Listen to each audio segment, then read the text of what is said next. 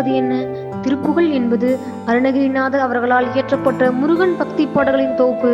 திரு என்பது புனிதம், புகழ் என்பது புகழ்ச்சி, அதாவது முருகன் பெருமையை புகழும் புனித பாடல்களாகும். வணக்கம் முருக பக்தர்களே. திருப்புகழ் வரலாறு ஆழமான ஆன்மீக பயணம். ஒரு மனிதன் பாவத்தில் மூழ்கிய வாழ்க்கையை முடிக்க கோபுரம் ஏறியவன். அவனை காப்பாற்றிய தெய்வ அருள். அந்த நொடியில்தான் பிறந்தது திருப்புகழ். 16,000 பாடல்கள் இருந்தன. ஆனால் இன்று 1300 மட்டும்தான் கிடைத்திருக்கிறது.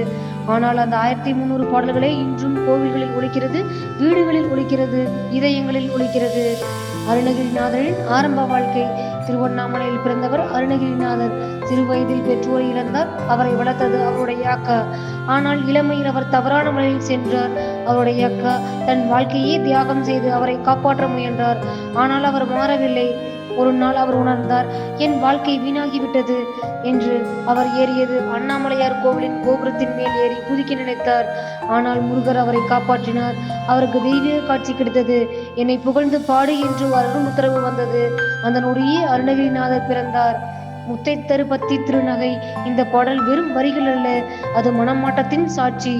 16,000க்கும் மேற்பட்ட பாடல்கள். இன்று கிடைத்தவை சுமார் 1300 பாடல்களே கிடைத்தன. ஒவ்வொரு பாடலும் முருகனை புகழ்ந்து ஆன்மீக உச்சத்தை அடைகிறது. ஒவ்வொரு பாடலும் தனி சந்தம், கடினமான தமிழ் இலக்கிய அமைப்பு, வேதம், ஆகமம், தத்துவம் கலந்திருக்கும். இசையில் பாட மிகவும் சவாலானது. திருப்புகழ் பாடுவது ஒரு யோக சாதனை போன்றது. உச்சரிப்பு தவறினால் ரிதம் குலையும். அதனால்தான் திருப்புகழ் பாடகர்கள் தனி மரியாதை பெறுகிறார்கள். அருணகிரிநாதர் இந்தியா முழுவதும் முருகன் கோயிலுக்கு பயணம் செய்தார். திருப்பரங்குன்றம், திருச்செந்தூர், பழனி, சுவாமிமலை, திருத்தணி, பழமுதிர்ச்சோலை, இந்த 6 படை வீடுகளும் பற்றியும் பல திருப்புகழ் பாடல்கள் உள்ளன. ஒவ்வொரு இடத்திலும் அவர் ஆன்மீக அனுபவம் பெற்றார். பல நூற்றாண்டுகள் கழித்து திருப்புகழ் பனை ஓலை நூல்களில் இருந்து சேகரிக்கப்பட்டது. 19ஆம் நூற்றாண்டில் அச்சிடப்பட்டதால் இன்று நமக்கு கிடைத்துள்ளது. இன்று கோவில்களில் தினசரி பாடப்படுகிறது, இசை கச்சேரிகளில் பாடப்படுகிறது, வீடுகளில் பக்தி பாடலாக ஒலிக்கிறது. திருப்புகழ் சொல்லும் பெரிய உண்மை, மனிதன் தவறு செய்யலாம், ஆனால் மனமாற்றம் இருந்தால் கடவுள் அருள் நிச்சயம் கிடைக்கும். அருணகிரிநாதர் வாழ்க்கை ஒரு தெய்வீக மாற்றத்தின் சாட்சி.